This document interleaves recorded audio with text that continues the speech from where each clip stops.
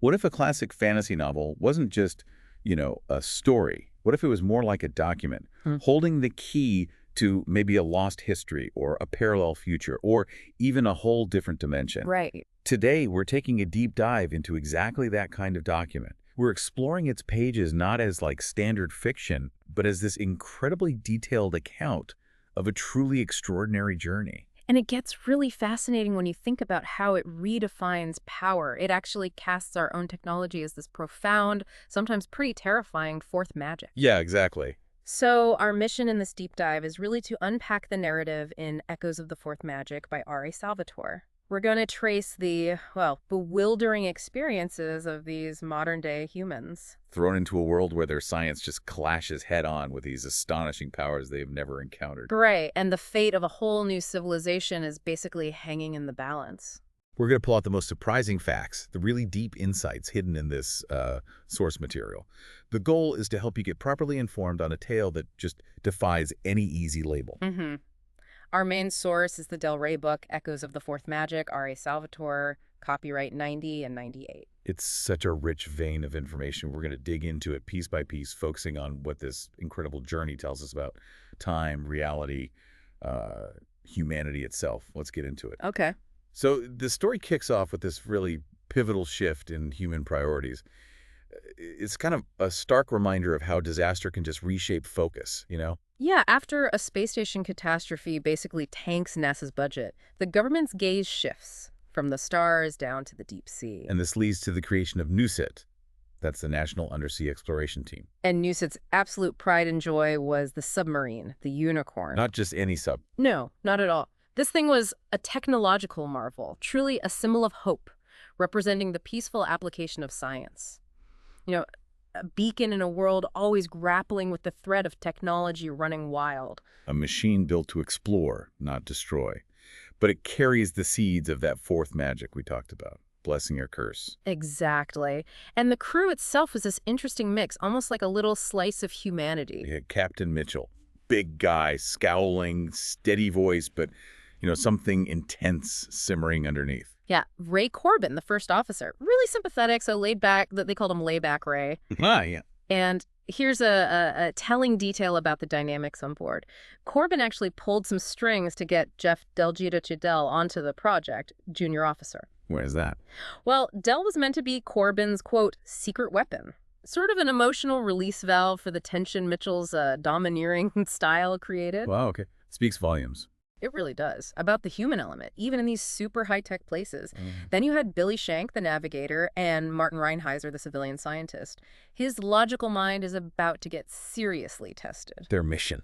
Go deeper than anyone. Milwaukee Deep. Atlantic's lowest point. Over 5 miles down. Huge milestone. Captain Mitchell even celebrates. Brief, 5-second toast. Old Milwaukee beer. You can almost see that rare smile. Gone in a flash, though. Del, thinking Mitchell's out of earshot, mutters, "Big deal." Oops. Yeah, minor moment, but it gets him extra duty. Highlights Mitchell's rigid command. Stuck on the bridge for days with Billy Shank while the Unicorn just crawls along the bottom. 2 days go by, uneventful. Then bam, unforeseen cataclysm. A loud sonic blast from Camriel's equipment, and then he just drops dead. Just like that. Just like that. Face locked in shock, terror. It's chilling. Then the sub approaches this terrifying blackness. Searchlights, sonic signals, just gone. Swallowed by a void. And they had no idea what was happening on the surface. Yes, none at all. A massive electrical storm raging up there. The Unicorn, built for immense pressure, gets hit amidship. Its structure just bends. Yeah. Like rubber. Like rubber, steel beams tear apart, water floods in, death streams through the ruptures. The sub is utterly destroyed, a final end, or so you'd think. Billy Shank wakes up, total annihilation. Red emergency lights, steam, smoke everywhere. He sees Delpho stains. Doc Brady trying to stop this blackish liquid, thinking it's blood. Oh, man. Crewman Johnson and McKinney, definitely dead, complete devastation. But then, the impossible happens. Exactly. Suddenly out of nowhere, the Unicorn powers up. Let's come back. Computers reboot. The hum of the turbines. It's all back. Which makes no sense. Zero sense. Especially after Thompson reported the flooding, the mass casualties. It's like the sub just resurrected itself. And the depth gauge. Reads 100 feet. Not miles deep. 100 feet. Mitchell must have been losing it. Baffled is an understatement. Reinheiser, the scientist, he tries to rationalize it. A broken wand, some untested new design. But you can feel the doubt. Oh yeah, even as he says it, you know he's uneasy. It's the first real crack in his logical worldview. The rules are starting to bend. And then they find something even stranger. Right.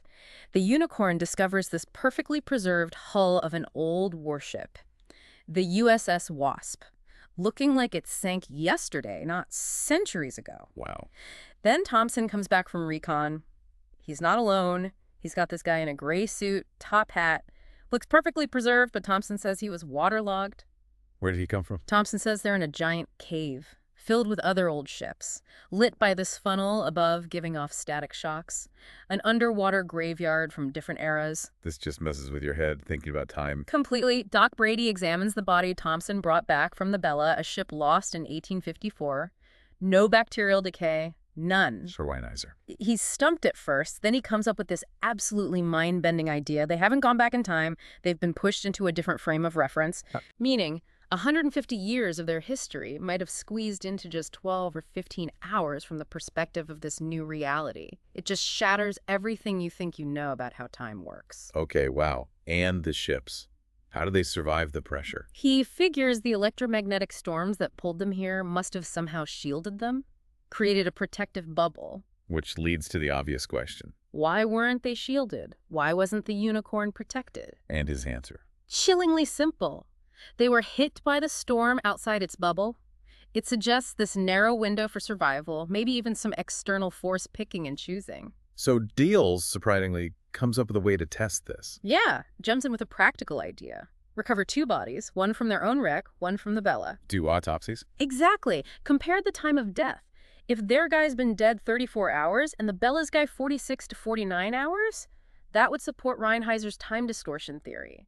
Science amidst the chaos. And retrieving the bodies really affects Dell, doesn't it? It's a huge turning point for him. He's retrieving them, surrounded by these perfectly preserved wrecks, this untainted legacy. He sees them as more than just wrecks. Yeah, like unfabricated, unbiased testimony to the world's past.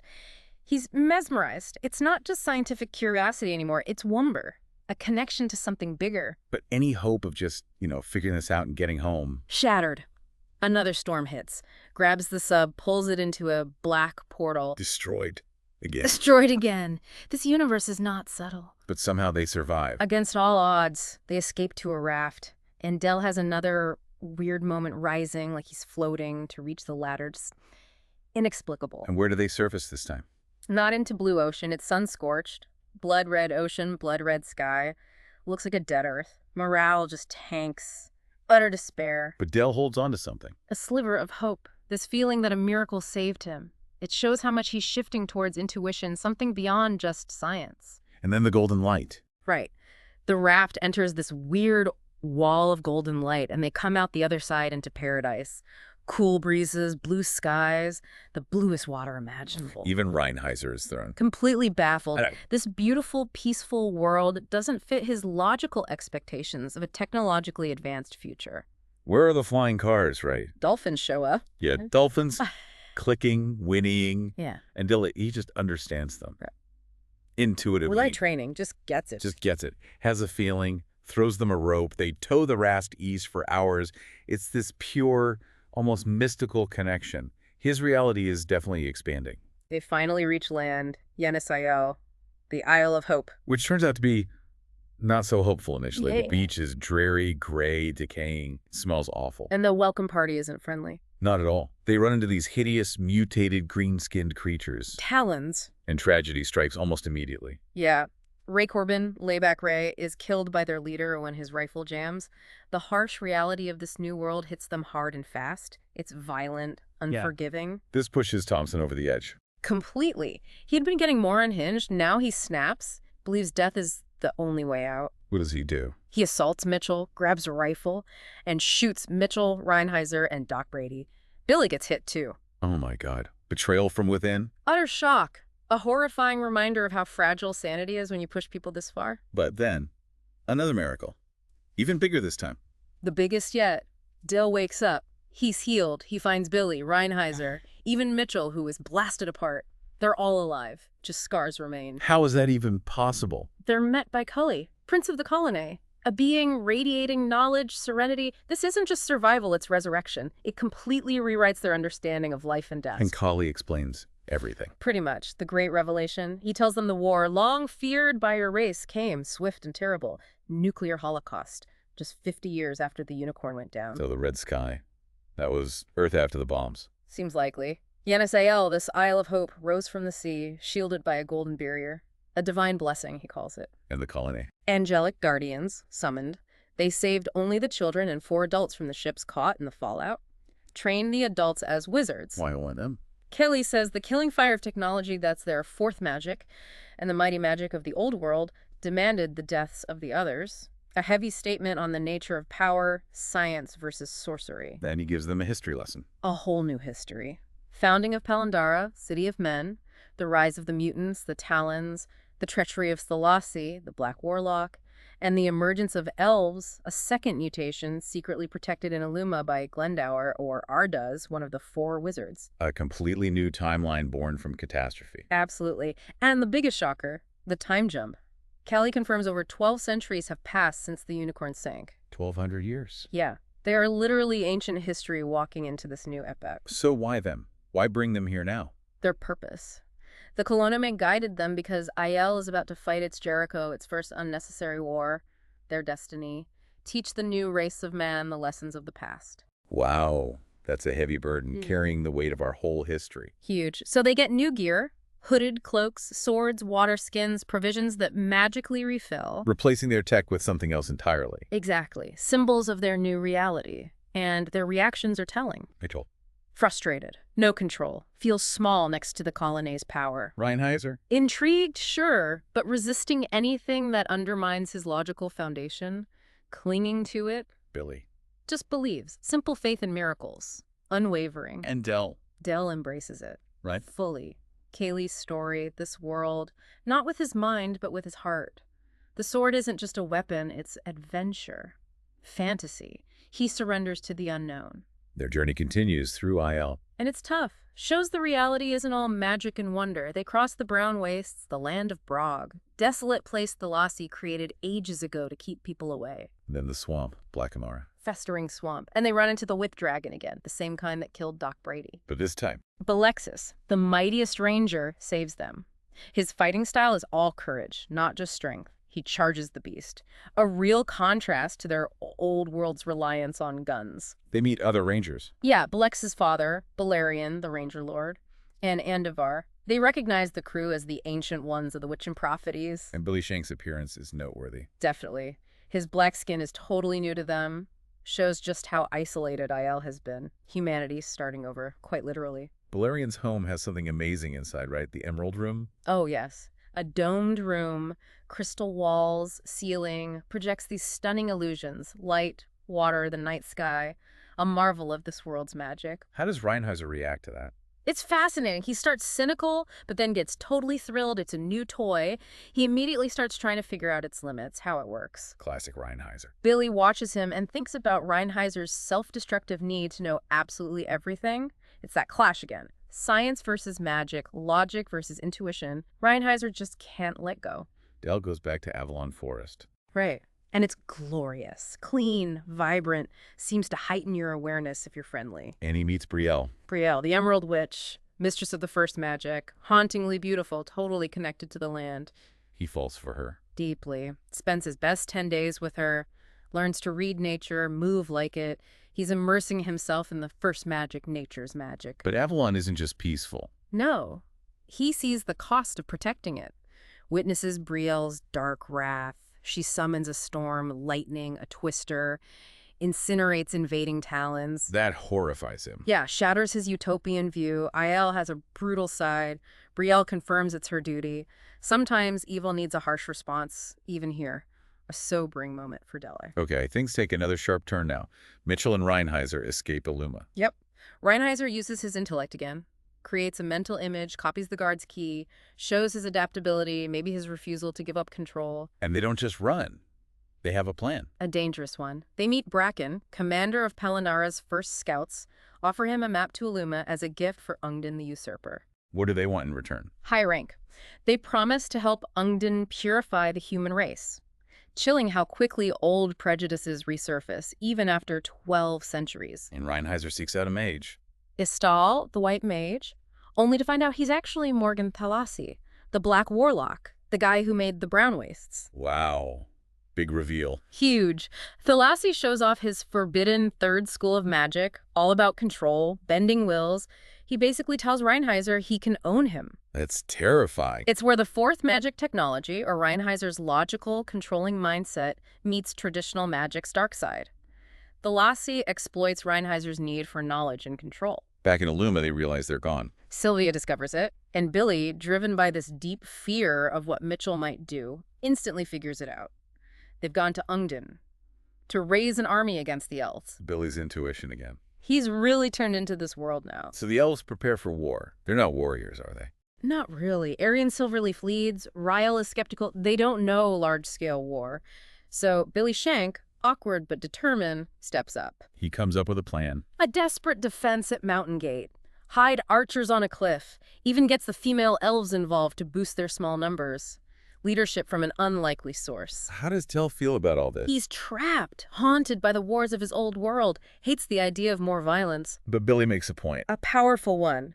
Warns Dell about the future damage Mitchell and Reinheiser could cause if they unleash all the wonderful weapons from our world, their fourth magic on Aielle. Forces Dell to confront that danger. The battle begins. Calvin army, 5,000 strong. Elves, only 300. Looks hopeless. Then Ordaz Glendower arrives, unleashes a massive wall of fire, incinerates charging Calvins, shocks everyone, even Rael, with his power. Elemental magic on full display. But Thalasi counters. Appears on a smoldering black horse, reveals he's Istal, extinguishes Ardaz's fire, wounds him badly. Devastating. Pure manipulation and dark power. And Mitchell and Reinheiser meet their end. Incredibly dramatic. Mitchell charges Dell. Furious. Rael shoots an arrow, hits Mitchell's wrist. Dell has his Derringer, that piece of the old world. But he can't shoot. Can't bring himself to do it.